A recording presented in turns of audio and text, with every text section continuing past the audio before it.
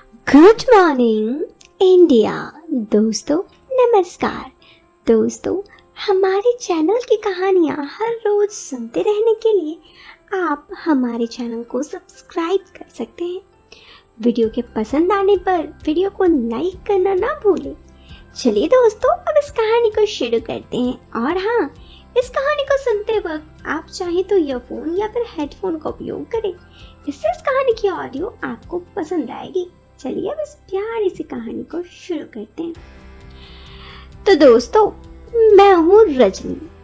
मैं एक शहर से बिलोंग करती हूँ और बचपन से ही शहर में पली बड़ी हूँ, तो मेरी सोच भी काफ़ी मॉडर्न है।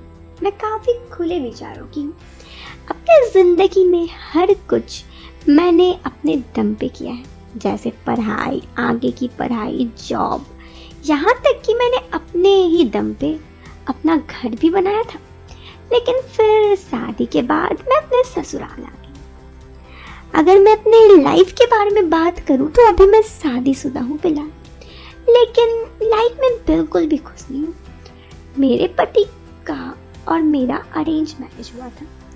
यूं तो शादी मेरे घर वालों ने मेरी रजामंदी पूछ के ही करवाई थी, लेकिन जितने सारे रिश्ते मेरे घर वाले लाए थे उनमें से मुझे एक यही ठीक लगा। मेरे पति के साथ सबसे बड़ी दिक्कत पता है क्या थी?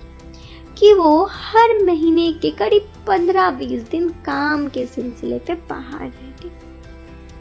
अब आप बोलोगे ये तो अच्छी बात है, आप भी चले जाओ, आपका भी घूमना हो जाएगा।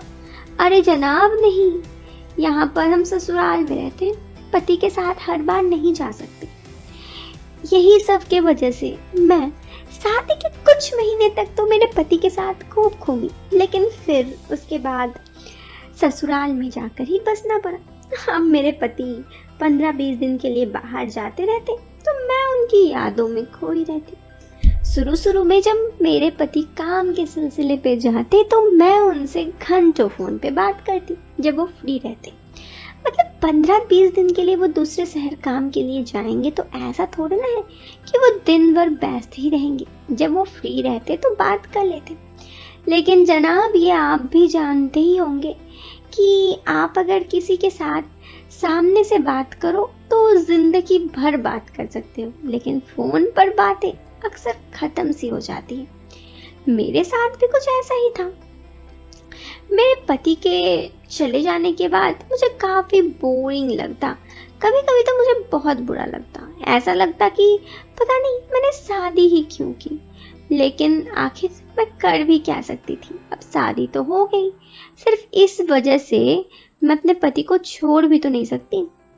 यही सब सोच सोच मुझे अपने लाइफ में ना चाहते हुए भी वैसे ही गुजारा करना पड़ता। तो एक दफ़ा की बात है, उस दिन मेरे पति अपने काम के सिलसिले पे गए हुए थे।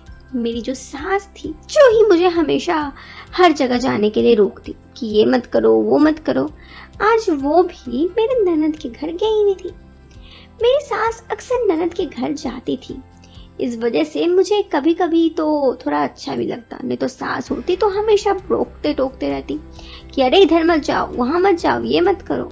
लेकिन वो नहीं थी तो मैं कहीं कहीं जा सकती थी। तो मेरे पड़ोस में एक औरत रहती, मैं उसके साथ शॉपिंग वगैरह मार्केट करने जाती। वो मुझसे थोड़ा अच्छा मीठा बोलती तो मुझे भी उससे बात करने अच्छा लगता। एक दफ़ा मैं उसके साथ ब्यूटी पार्लर जा रही थी तो वो मेरे जेठ जी के बारे में काफ़ी बातें पूछ रही थी। अब उन्होंने क्यों पूछा, मुझे थोड़ा डाउट जरूर हुआ कि आखिर ये मुझसे इतना उनके बारे में क्यों पूछ रही है। लेकिन फिर भी मैंने उनसे कुछ पूछा नहीं ज़्यादा। मुझे लगा पता नहीं। धीरे धीरे जब तक मेरी सास करीब 1 महीने के लिए मेरी ननद के घर गई हुई थी, तो हम इसी बीच मैं उस पड़ोस की औरत के साथ 6-7 बार मार्केट की। कई बार तो मैंने देखा कि मेरे जो जेठ जी थे वो उस औरत को कहने पर हम लोगों के सामने भी आते। मतलब हम लोग मार्केट जाते तो अक्सर जेठ जी से मुलाकात होती। मैं उस औरत से कुछ नहीं पूछी, लेकिन मुझे कहीं ना कहीं ये समझ में जरूर आया कि उस औरत का शायद मेरे जेठ जी के साथ कुछ चक्कर वक्कर चल रहा है। लेकिन मैंने फिर भी कुछ नहीं कहा। मैं अपने जेठ से ज़्यादा बात नहीं करती थी, उनसे थोड़ा दूरी दूरी ही रहती थी। तो इसी बीच क्या हुआ कि मेरी जो जेठानी थी वो अपने मायके गई। उनके माता जी की तबीयत खराब थी। उनके मायके चले जाने के बाद अब तो जेठ जी को किसी बात का डर भी नहीं था। अब वो औरत अक्सर मेरे घर मुझसे बात करने के बहाने आती और मेरी जेठानी भी नहीं थी तो घंटों जेठ जी से बात करती। मुझे अब भनक सा लग गया था उन दोनों के बारे में। मैंने ये बात अपने पति से कह दी तो मेरे पति एक तो अपने काम के सिलसिले पे खुद बिजी रहते और मुझे डांटते रह गए, तुम्हें क्या लेना देना, उनका लाइफ है, वो कुछ भी करे, तुम्हें किसी को बताने की जरूरत नहीं है। मैंने कहा ठीक है, वैसे भी मैंने कौन सा किसी को बताया है। अगर मेरे पति के भैया की बात करें, पति के भाई की, तो वो देखने में सच में अच्छे थे, स्मार्ट थे, जिम जाते थे। मेरे पति के हिसाब से उन्होंने अपने आप को काफी मेंटेन करके रखा था। शायद इसीलिए भी वो औरत हमेशा उनसे बात करने आती, इतनी नजदीकियां बढ़ाती। लेकिन फिर भी मैंने ये सब बातें किसी को बताई नहीं। ऐसे ही काफी दिन बीत गए और उसके बाद एक दिन मेरी जेठानी ने फ़ोन किया मुझे और कहा कि वो वहाँ अपने मायके में कुछ दिन और रुकेगी। मैंने सोचा कि उन्हें बोल दूँ, आप मायके में ही रह जाओगी ज़िंदगी भर, ऐसे रहो तो। लेकिन फिर मुझे लगा मुझे क्या, उनका लाइफ, वो अपना लाइफ खुद देखे। इसी बीच मेरे पति को काम के सिलसिले पे फिर बाहर जाना पड़ा।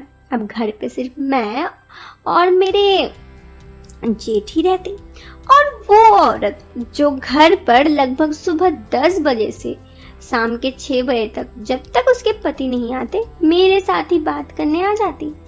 लेकिन मेरे साथ बातें कम और जेठ जी के साथ बातें ज़्यादा करती। इसी बीच ऐसा कुछ हुआ कि उस औरत को भी लग गया कि मुझे इन सब बारे में पता चल गया। तो उस औरत ने मुझे आकर कहा कि एक बात कहूँ, तुम बुरा मत मानना, लेकिन अपने आप को मेरी जगह रख के देखो। मेरे पति मुझसे बिल्कुल प्यार नहीं करते, उनका कहीं और अफेयर है। और ऐसे में सोहन जी से जब से मुझे बातचीत पढ़ने लगी, मुझे बहुत अच्छा लगने लगा। शायद इसीलिए मैं तुम्हारे घर इतना आती रहती हूँ। उस औरत का नाम पुष्पा था। मैंने कहा, पुष्पा, मैं तुम्हारी बात समझ सकती हूँ, तुम चिंता मत करो। भले ही मुझे जो लगे तुम गलत कर रही हो या सही, लेकिन मैं ये बात किसी को नहीं बताऊंगी। मैंने उसे वादा तो कर दिया, लेकिन मुझे आज भी ये लगता है कि ये रिश्ता गलत है, क्योंकि दोनों अपने अपने लाइफ में शादीशुदा रिश्ते में बंधे हुए हैं। ऐसे में एक रिश्ते में होकर दूसरे रिश्ते में जाना दोनों इंसान को धोखा देना ही है मेरे दिल में। तो दोस्तों, मैं इस कहानी से बस इतना कहना चाहती हूँ कि कभी भी ऐसे रिश्ते ना रखें। बस इस छोटी सी वीडियो के साथ अभी लेती हूँ अलविदा। मिलते एक नई वीडियो में। आप इस वीडियो को लाइक और चैनल पे पहली बार आए हैं तो सब्सक्राइब करें। Till then, bye bye, take care.